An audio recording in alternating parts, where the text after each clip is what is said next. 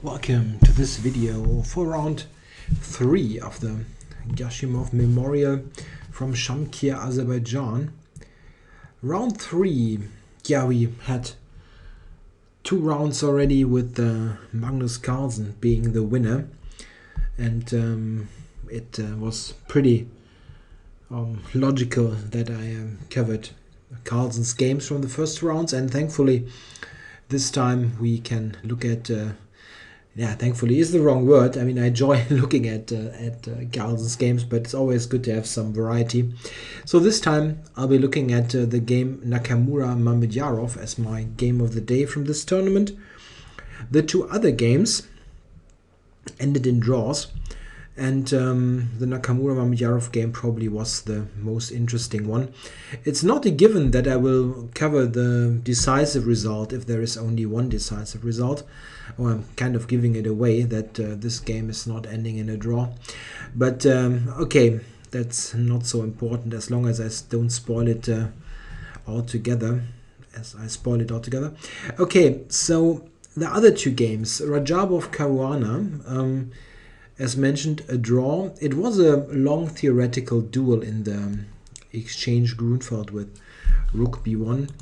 We can look at it very briefly, just that you know what I'm talking about. With some uncommon move order, we got the Grunfeld on the board, and they played this very well-known sharp line, and it seems it was pretty much a preparation war.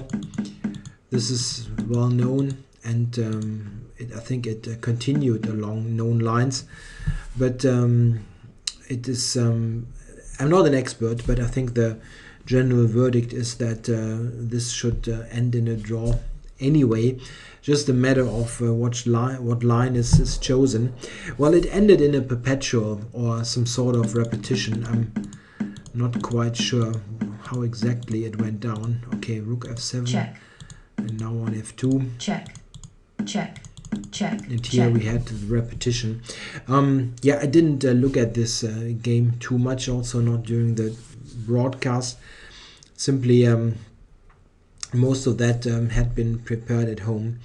The game Karyakin Carlsen was a different affair. It was a long game, 60 something, about 60 moves, where Carlsen held the advantage for quite some time.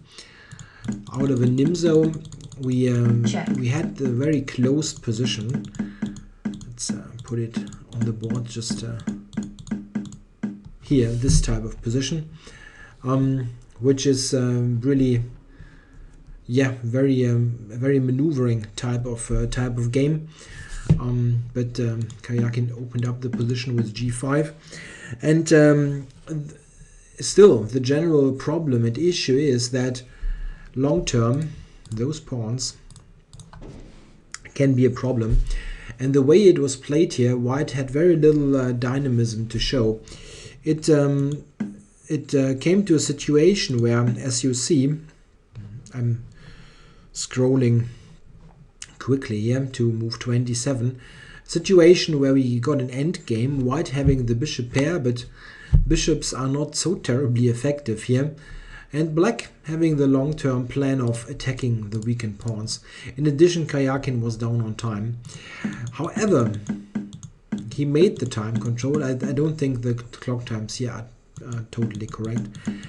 At the end, I think he only had 1 or 2 seconds left. It was really a close call. But we got an end game where, if the commentators are correct, Magnus could have won at 1 or 2 spots, but didn't manage. At the end, it ended in a draw. So I won't go through it any longer. It was really this kind of tough maneuvering where there was some little thing that Magnus missed to win the game. So he could have been on 3 out of 3. But let's now go to the main course of this video, Nakamura Mamedyarov. Both players have suffered defeats at the hands of Magnus in round 1 and round 2.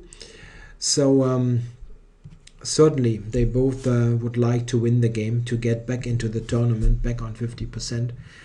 And let's see what opening we get. The Caryakin. Slight surprise. Mamedyarov is not a regular Caryakin player. He played the Sicilian in the candidates tournament just a few weeks ago. And C6 is not one of his main weapons, but I had a look at the database, and it seems that he had played quite a number of Caryakin games in Blitz and Rapid events in 2013. So it's not like he has never ever played it, but certainly at least a small surprise for Nakamura. Okay, we had the advanced variation of the Caryakin. And Nakamura is going for the modern main line of the Caryakin, the short system, with knight f3 and bishop e2. I really mean that. That's the main line of the whole opening nowadays. What is Black's setup here? There are a number of ways that Black can set up his pieces. One problem that Black always faces is that while it is certainly strategically desirable to have the bishop out of the pawn chain, I mean, this is very much like a French defense in the center, but of course Black has the bishop on f5 here out of the pawn chain instead of c5. The problem, however, is that compared to the French, you need two moves to get in c5. So this loses a move compared to the French. And the second loss of a tempo compared to a French is, well, the bishop on f5. So the counterplay in the center is coming just a lot slower than in the French defense. And this is why Black must be very cautious with quick openings of the position. So if he plays c5, which is now played by Mamedyarov, he must be very alert that this is not blowing up into his face with the position opening up quickly. One other problem is the bishop on f5 is not helping in defending the queen side. So white sometimes can open up the position quickly with c4, sometimes those checks, and so on. Therefore, Black very often does not play c5, but develops first with moves like knight e7, knight d7, h6, bishop h7, knight to c8. Yeah, this kind of move pieces first and only later break with c5 has become very popular. And in fact, in those games that Mamedyarov had played in the last year, he always had played knight e7. Okay, but this time he's going for c5, the sharp move. Bishop e3, very important. That's far more dangerous than castles. One point is that white sometimes really very quickly wants to open up the position with c4. And therefore you shouldn't even waste a move with castling. Bishop e3, queen to b6. This is the absolutely sharpest line that Black can play, directly attacking the b2 pawn. Yeah, of course, in many openings Black is on the hunt, grabbing the pawn on b2, and in almost all of those openings the best response is to ignore it in one way or another. And here that's exactly the same. Knight c3 played by Nakamura, he just ignores the threat on the b2 pawn. Of course, that's not a new move. This has been played really a number of times. Mamedyarov's move now is maybe a slight surprise. He played knight to c6. It is a slight surprise because despite being well known, queen takes b2 is still probably the main move here. And it is quite funny because after queen takes b2, at first you think that knight b5 should be very strong, threatening to win the rook. Yeah, the funny thing is that this knight b5 move is much less dangerous than you would think at first. Black has the very nice reply, c4. Quite a funny idea. The idea is that now knight c7, king d7, Knight a8, bishop takes c2 is not at all great for white. The whole situation is really yeah, not very attractive. So yeah, the thing is, this knight, white has an extra rook at the moment, but this knight will not escape. Black will gain it, will win it at the end. And then you have at least those 2 pawns and very, very tricky position. Think about this type of position, for example. How is white going to untangle that? It's not easy at all. Therefore, knight b5 isn't really the move. White has a stronger move available after queen takes b2. And it's this funny move, queen to b1. Quite remarkable. What is the exact point? Yeah, the knight is hanging on c3, but if black takes it, there is bishop d2, and now black has a huge problem. Moves the queen away, there is queen b7, and now we have the rook hanging, and queen c8.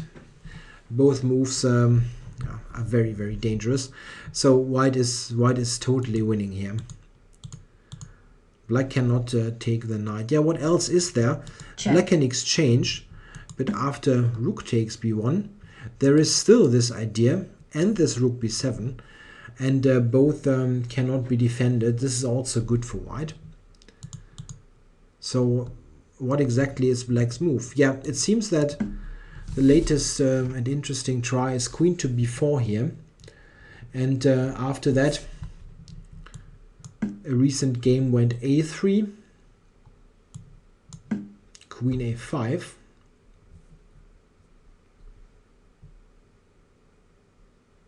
and now d takes c5 and a6. The funny point is white can never take here, because this is too much, winning all with check. And black now will really return with the queen after having gone fishing, so to say, like this, and returns all the way back to c7 and has a decent position. This has been played in a game between Zigalko and Onishuk just in 2014, a recent game. Yeah, this seems to be the the main line in a way at the moment. Yeah, knight c6 was played by Mamedyarov. It seems that this is less common, but still playable. To be honest, I don't like it very much, because the upcoming sequence is very forced, and I don't really think that black's position is so comfortable. I mean, it's not like it is totally bad, but if you ask me, I wouldn't go for that. I don't really like it, and I'll show you why. Knight c6, yeah, well, white took it on c5, bishop takes c5, and bishop takes c5. It's always important to check this move, but queen a5 is more than sufficient to give black a good game. So the capture, queen takes, and knight b5, and this is exactly the problem with black's with black's setup here, or black's idea. Not a problem that is leading to a loss there, but I think it looks quite uncomfortable. There is knight c7, of course, this threat, and also knight d6. So black must react to that. You cannot play a natural move like, let's say, rook c8, as knight d6, as mentioned, is also coming. There is only this move, the only one available to make sure that both threats are met adequately. Yeah, but, well, this isn't very nice with the king on f8. How exactly are you going to get your rook h8 into play? This is not the end of the world for black, but I'm not quite sure why black, why Mamedyarov was compelled to go for that. I mean, no, he spent 15 minutes, not like an hour or so. He didn't, let's say, forget his preparation and had to reinvent it all over the board. It must be some sort of preparation, but why would you go for that just deliberately? Not quite sure, but okay. as mentioned, it's not lost for black or even clearly worse. It just feels very uncomfortable. Okay, let's see what happened. Very normal moves here. Bishop e4 and rook e1. All this looks totally normal. Yeah, and here in this position, Mamedyarov plays the first new move. I doubt that this was part of the preparation, but he technically plays a novelty here, playing queen to b4. And yeah, while the computer, let's say, still thinks that this is okay for black, I don't like it very much, but it's not easy for black to play here. The move queen b4 really has the idea to grab on b2. It's just like that. It's very, very crude in a way. Yeah, I personally would have tried to sort of get the rook into play on h8. It's not easy to do, but yeah, at least I think you should try. There has been a game here from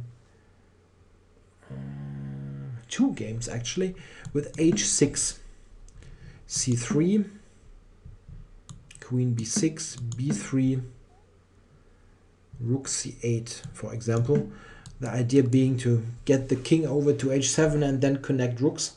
This has been played, for example, in a game between, again, Zigalko and Maxim Turov from 2010. And I just think, oh, black, it is still slightly uncomfortable, but at least you have chances to get your rooks connected quickly.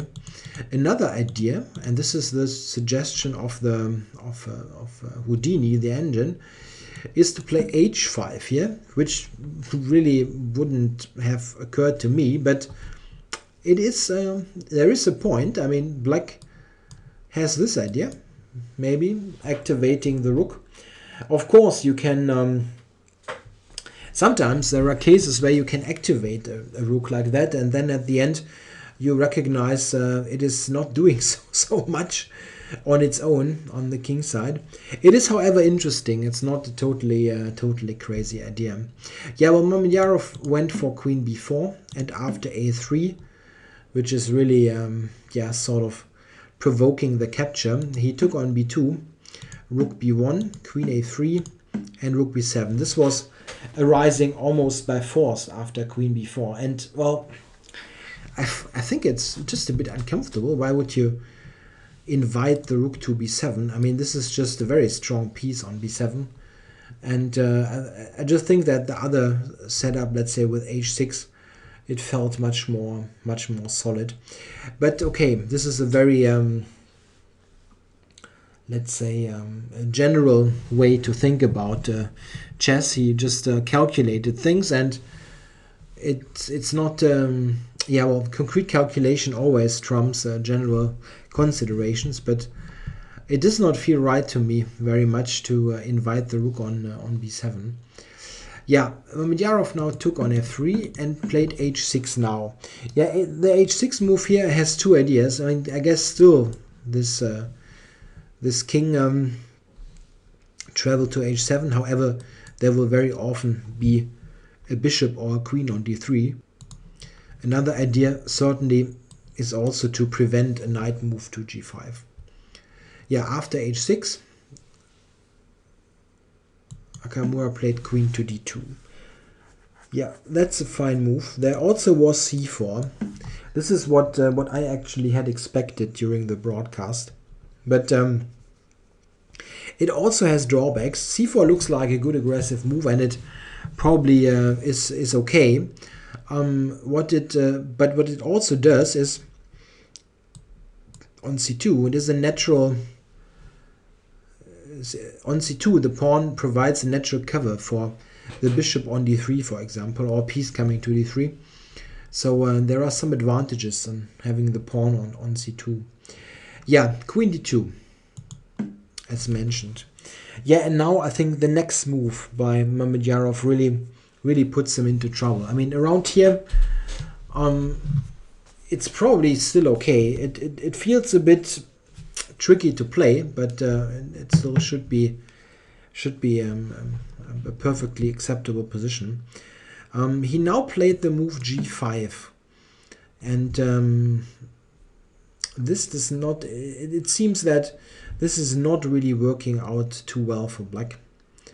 A possible alternative would have been queen a5, trying to get the queens off, or maybe rook to b8. Yeah, both are interesting. Trying to get rid of the queen, or trying to get rid of the b7 rook, which is always very annoying on the 7th. After that, white certainly has compensation, but it is much better, I think, than the game. After g5, yeah, the natural normal response was h4 by Naka. Yeah, and now g5 hangs. Yeah, so black can only play g4, and now very strong move planned beforehand, knight d4. That's very, very important that this is possible. And the important thing is, well, what happens if black grabs the pawn? Yeah, it seems that this move is entirely unplayable because of queen to f4. And that's just very, very strong. This is hanging, and there is knight e6 threatening. It's just totally lost now. Black has no move whatsoever. This is the relatively toughest, but then I can just move the rook away from the attack. And again, there is knight e6, there is queen takes. Yeah, and well, I mean, you can move the queen here, the knight, and then this one is totally killing. Also rook b8, of course. So black cannot take on e5. He went queen a5 now, and now again a very strong response, c3. My personal opinion about this g5 move is, I mean, it's very often, I mean, the top players, they see that this is a weakening move, but they rely on concrete calculation, and it is possible that exactly in the way the game went, let's say for example here, that Mamedyarov made some sort of wrong calculation regarding, for example, I'm just speculating here, regarding let's say knight takes e5, for example. This is not a playable move, but maybe beforehand he thought that he could take it, and only later recognized it was not working. Possible, just speculation. Well, knight takes e5, it's relatively easy for such a good player to see that a move like bishop f1 or bishop b5, they're both good, leads to enormous trouble for black. The problem is, well, the knight on e5 is hanging, and if you move this, for example, like this, white has the very strong move rook takes e6. Yeah, and this is completely killing black. Yeah, the capture is even a checkmate. Check. In 2 moves now. So black cannot take, and white has numerous ideas, queen f4 being the, yeah, probably the most deadly one. Black is completely lost. So he cannot take on e5 really, due to this, amongst others. So he went knight takes d4, queen takes d4, and now knight f5.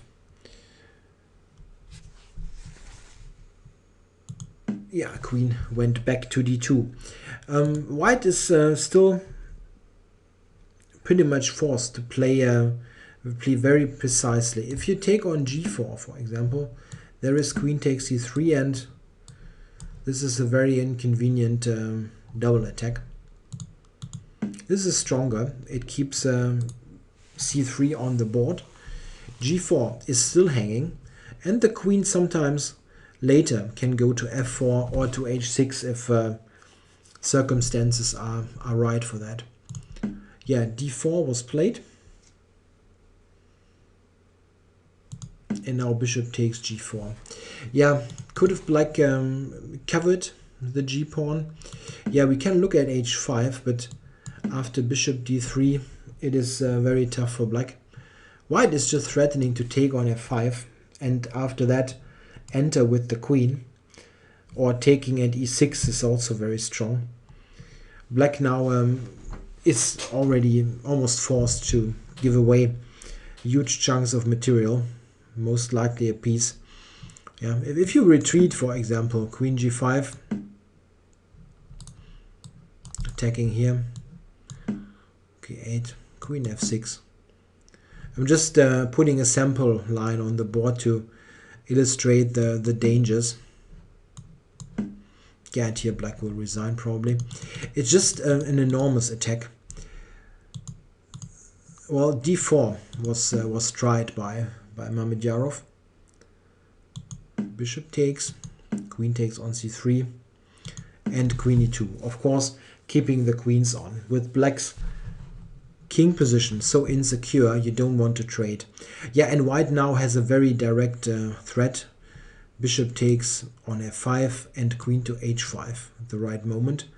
Or taking and e6. Yeah, e6. The rook on e1 is still hanging, so you should be cautious with queen h5.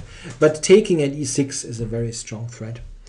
Yeah, in this position, there was only one move that does not lose quickly. And it was not played by Mamedyarov. He could have gone knight e7, which is somewhat tougher. After this move, white has a number of interesting tries. One is queen to e4, centralizing the queen and preparing moves like rook e7 or bishop h5 and then going on the f7 pawn. Yeah, black can play queen c6, for example. This is just one line to illustrate the position. It's not totally forced or necessarily the absolute best, but it shows that white has so much activity that the pawn deficit is very easily compensated, and white is even far better in this position. King g7 and rook takes, for example, rook f8, bishop f3. It's now material equality, but, well, compare the bishop on f3 to the knight on d8. Yeah. Black's only hope is the a-pawn, but white will probably get this as well, so it should be winning in any way. But this, what was played by Mamedyarov, is almost losing with the forced mate already. Bishop h5. Yeah, rook h7. No real other way to cover that. Knight g6 is answered by the simple capture. And after the recapture, there is queen e4, intending a quick mate. And black has absolutely no way to prevent it. Yeah, this was played as mentioned, and now queen to e4. Attacking the rook, attacking the knight, and threatening to play a strong discover check. Yeah, and this is just too much. Rook c8 was played.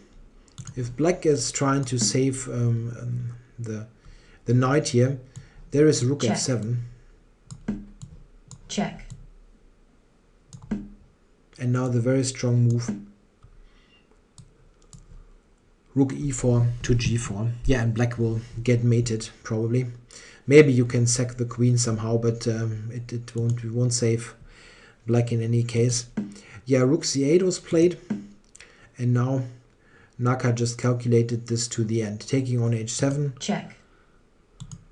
Check. Allowing this, but he had seen that after this g3 move, now black has absolutely no reply. Yeah, black can try for some sort of perpetual with the knight here, but it does not help at the end. There's even just king g2. Yeah, if you look at this, it's a piece. Check. King g2 is maybe even somewhat easier, as now black has absolutely no move. Yeah, well, this was played. Check. Check. Check. Again a check. Yeah, and check. After queen f8, it seems that Mamedyarov still played this move, but at the same time resigns the game, not waiting for Nakamura to play rook to b5 check and winning the queen. And well, mate is not very far off. I think This is one of those cases, if you give the computer enough time, it will show mate in 20 or something. Just a big king hand. Yeah, I really don't like the black opening strategy that much with king to f8. It's probably not terribly bad, but it just does, in my opinion, it does not feel right to place to set yourself this problems as black. Why exactly would you do that? I think there probably should be better lines available that are easier to play. I mean, it's just like probably you're okay, but you need to find so many precise moves that it is tough to do. Maybe here with h6 or h5, this is a better defense. He went for this very concrete maneuver, grabbing on the queen side. But after this g5 idea, I think black was in huge trouble. Maybe in some way possible to hold it, but not. It's not really nice to play, and a position also. I might add that it's very much certainly to Nakamura's liking. Was a very good dynamic attacking player, so he certainly does not mind to have black's king position weakened and have an attack. All right, so after 3 rounds, we see that, of course, Carlsen is still leading with +2, having won the first 2 games, followed by Nakamura on 50% and with a win and a loss. And if I'm not mistaken, Radjabov and Caruana also on 50% with draws played. Karyakin also should have 50%, if I'm not mistaken. Yeah. So we have a bunch of players on 50%. Only Mamedyarov really has a rotten tournament. He has lost 2 games and just a draw. So really not a great start at all for the #1 player of Azerbaijan. All right, I hope you enjoyed the coverage of this game. I'll be back tomorrow with coverage for round 4. Thanks for watching.